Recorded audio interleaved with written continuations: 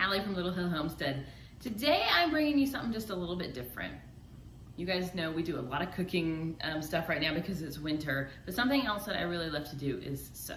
I do quilts and purses and different, basically anything I feel like sewing, I'll just sew. But something that's super simple that I wanted to share with you guys because they're kind of blowing up right now are bowl covers. They're super eco-friendly. They're reusable. You just throw them in the washing machine if they get dirty, and you can make them in so many sizes that you could have like 8 of them for under 20 bucks probably in materials, and just swap them between your different bowls. I love this one's ginormous, but I love it because I use it on my sourdough as it's doing its stretch and folds and proofing and stuff. Sometimes I'll wet it so the dough doesn't stick to the back of it if it rises too high, but it dries right out. They're awesome. Anyways, if you would like to learn how to make a reusable bowl cover, keep watching. All right, guys, what you need for this is either 2 fat quarters. These I got at Walmart. I think they were $1.60 each, or you can do a 1/2 yard of fabric if you don't want it to be, well, it'll still be reversible, but it'll just be 1 fabric. But basically you need like an 18-inch square to make this work.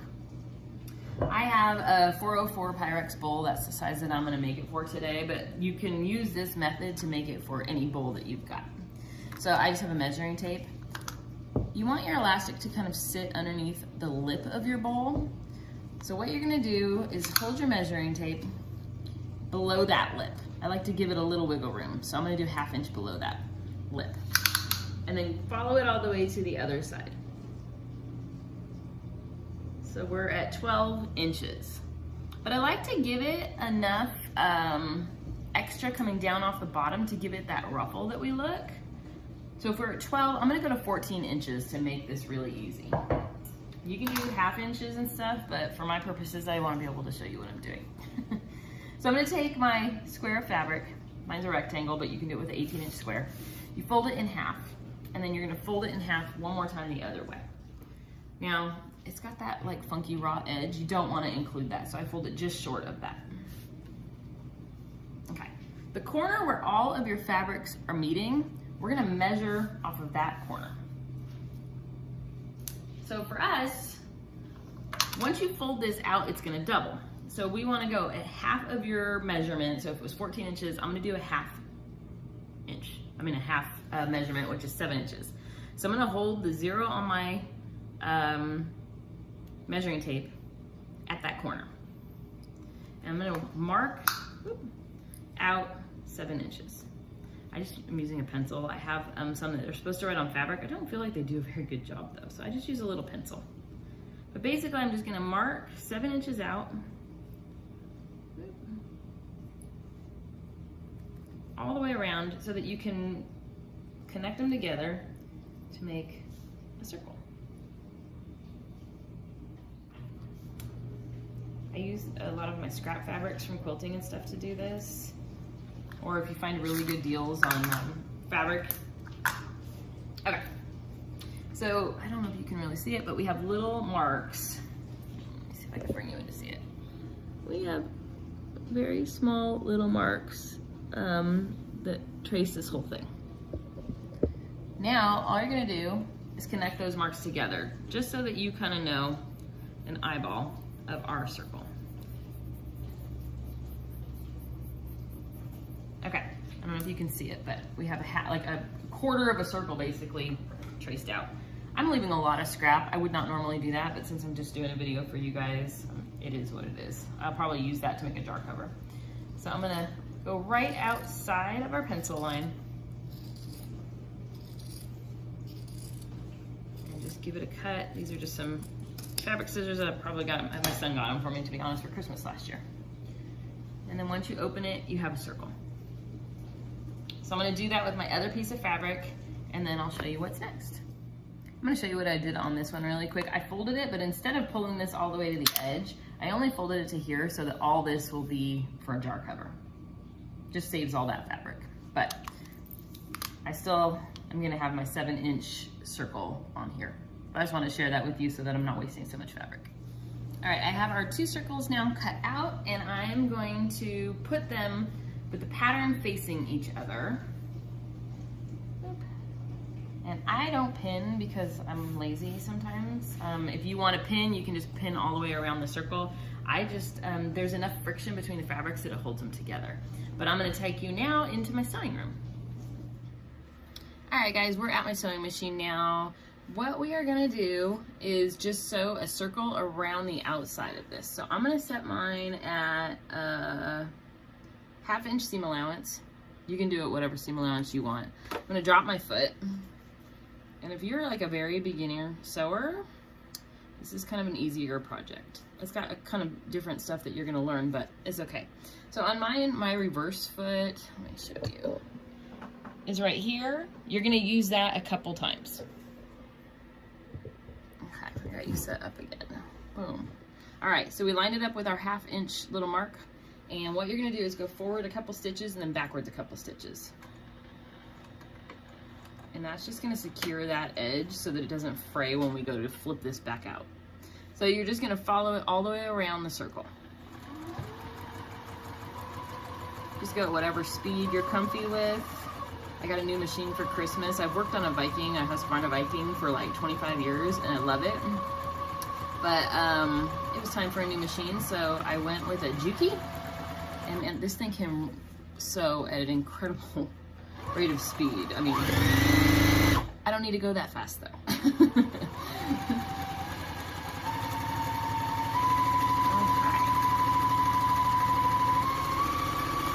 And the biggest thing you're making sure is that both of your fabrics are lined up so you're catching both of them under the needle.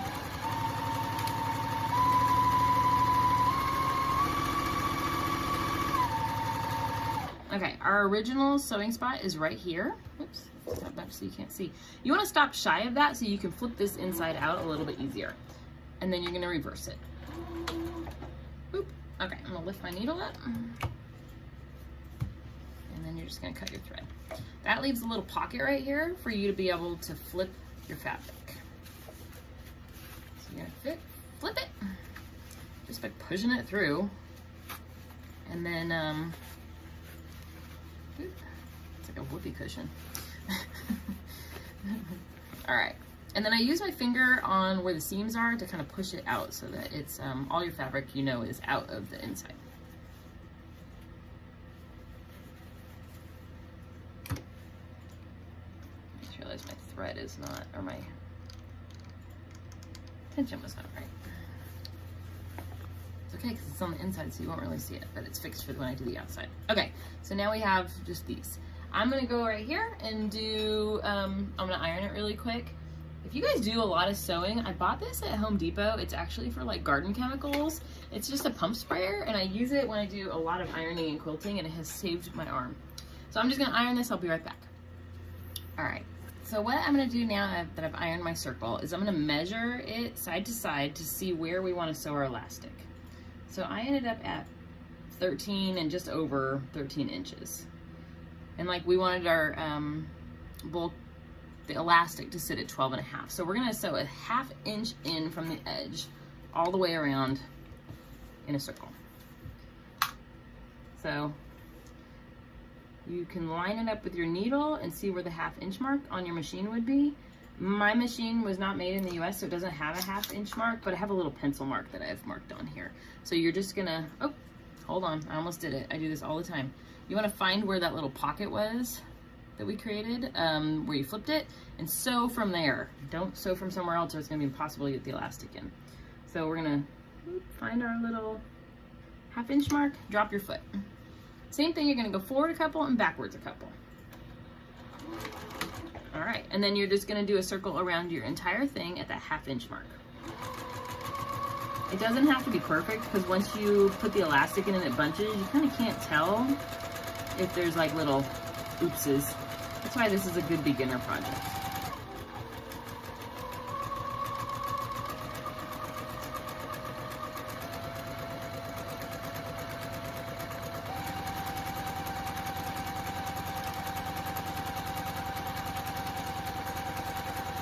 I just kind of use my fingers pulling them towards me like this, I guess. They're walking. That just keeps the circle spinning basically as your foot goes. All right, and you're gonna pay attention. Our first stitch was here, and so we want to do the same thing. You want to leave a little bit of a gap. Nope, not on this one. That's for jar cover. You want to go all the way to it. But you want them to line up, so kind of pay attention to where it is. And when you hit it, go over it like 1 2 stitches, and then back stitch twice.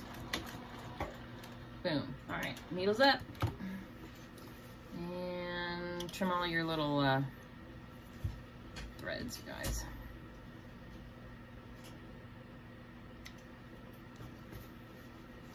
Okay. Boom. I just like to trim as I go so your project's not so messy. So now we are ready for our elastic, but what we need to do is measure how much we need on our bowl. So what I do, I have my bowl right here. I'm gonna see if I can do this for you guys. Actually, I'm not gonna use measuring tape. I'm gonna, you think I'd know what I'm doing. I'm gonna just take some elastic. I'm gonna do a half measurement of my bowl and kind of tighten my elastic. It's really hard to get it to go the full way around a glass bowl without it slipping. So I do a half. So I kind of just line it to the top and then pull to where I'm like, okay, that would stay put. Boom. Hold that with your finger. And then what we're gonna do is fold your elastic in half at that point, and that's where you're gonna cut your elastic. So you can use any width elastic. I had a thicker one just in my drawer. You can use the regular old skinny stuff or whatever you got. Okay. Now to thread that through your channel, I use a bobby pin. These are not bobby pins, these are safety pins. Bobby pin would not work. You can use these little, where's the little tool? I have a little pocket of tools that I keep hanging over here, and it's stuck on something. You can use one of these as well. I find it's really hard to get all the way around the circle without it bending and snapping. If you figure it out, let me know, but this is just the easiest way for me. So you're gonna find that little hole, and you're gonna push the safety pin in, and then I just kind of you bunch it, and the safety pin is in our fabric right now as a guide, and you just pull. And you're gonna do that until you get all the way around to the other side where it comes back out. Now, one thing you gotta think about is your elastic is pulled a little bit tight, and so you don't want it to pull in this hole. And so as it gets closer and closer to that point, I usually put a little quilter's clip on it, or you can safety pin it as well, just so that it doesn't pull in. This part is, I mean, it's not easy, it's not easy. It is easy, it just takes a second.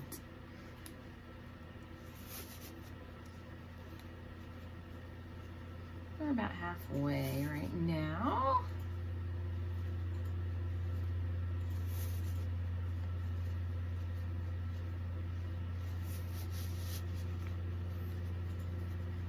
I guess I could have shut you guys off, but I wanted you to see real time how long this takes, because it's really an easier project.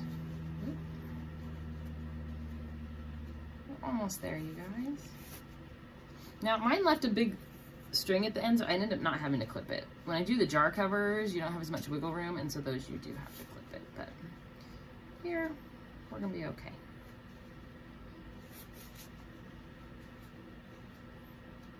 Okay, we're to the end. So I'm gonna pull our elastic out, and I'm gonna remove that little pin. So you're gonna find both ends of your elastic. I usually just pull this tight so I have some room to work here. And you're gonna lay these flat together and stitch over the top and back a couple times just to hold your elastic. This really secures it so you don't have any issues.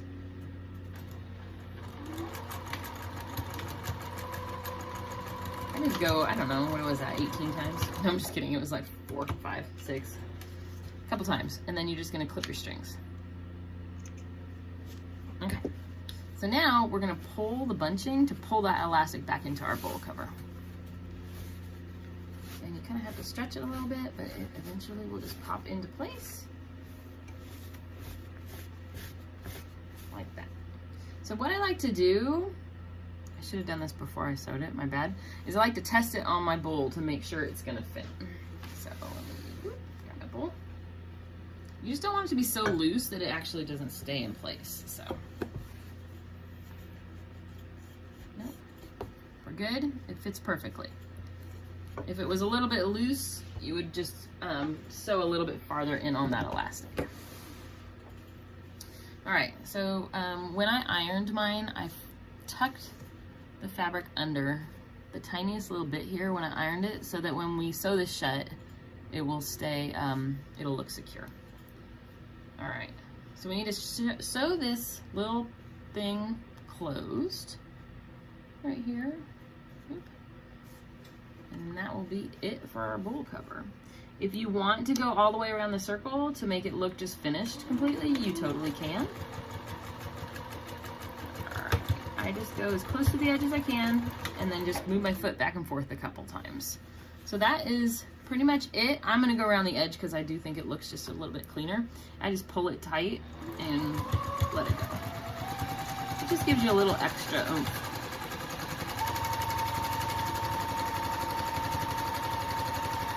I really like to do this on the jar covers because it's a little more obvious because of the ruffle that they end up with.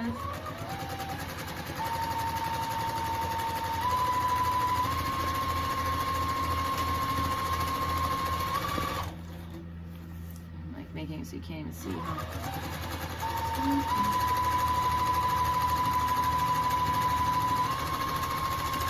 And I don't have an exact measurement, I just get as close to the edge as I can without missing it.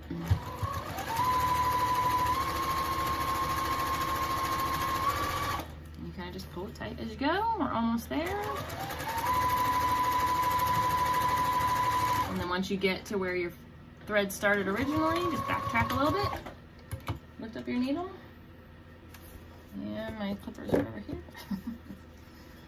And just clip your threads. So we're just gonna clean up those little threads that we had. All of our threads are cleaned up. There you go. All right, I'm gonna take you in the kitchen and show you the finished product. All right, we're back in the kitchen. I have my bowl cover that we just finished sewing, and I brought my bowl in here just so I can show you guys. Like I said, the glass is slippery, so sometimes it's a little bit of a pain. I like to just have something to push against it so that it stays in place. But, okay, you see it has just a little bit of a ripple from where the elastic is. We've got our stitch here, our elastic is in this channel, and then I have the finished stitch here. And it is totally reversible. You just flip it over. And the nice part, I told you they're slippery, so I have to push them against my body to get them to stay on. But that's it. Let me show you on, like this one is not gonna fit on here because the elastic is not meant to be, like it'll fit a little bit, but if it's okay. If you have something in there you want to just keep covered, it's fine. But you can make them all different sizes. So just remember to measure across the top, add a couple inches so that you have plenty of room for your sewing seam allowances and stuff. But that's our finished product, you guys. Isn't it cute? And it's just crazy to me because what did that take us? Maybe 10 minutes total? Oh my gosh. It's like 10 minutes total. You guys. This should be simpler than, I mean, it shouldn't be simpler than this. You want it to be tight, but it's because I'm trying to film at the same time.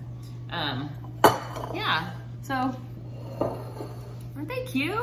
It's so festive. Think of like 4th of July picnic and you've got these outside and anyways. Thank you so much for watching my crazy shenanigans. I hope you guys make a bowl cover and keep watching. I'm gonna be posting as well a jar cover for your sourdough. Let me go grab my sourdough. I'm gonna take you around my house with me. Whoop. This is our sourdough Vinny. I'm gonna show you how to make one of these as well in a different video. I was gonna do them together, but it just got too long. Anyways, bowl cover, awesome, super sustainable, pretty dang easy, and I hope you guys make one. Thanks for watching.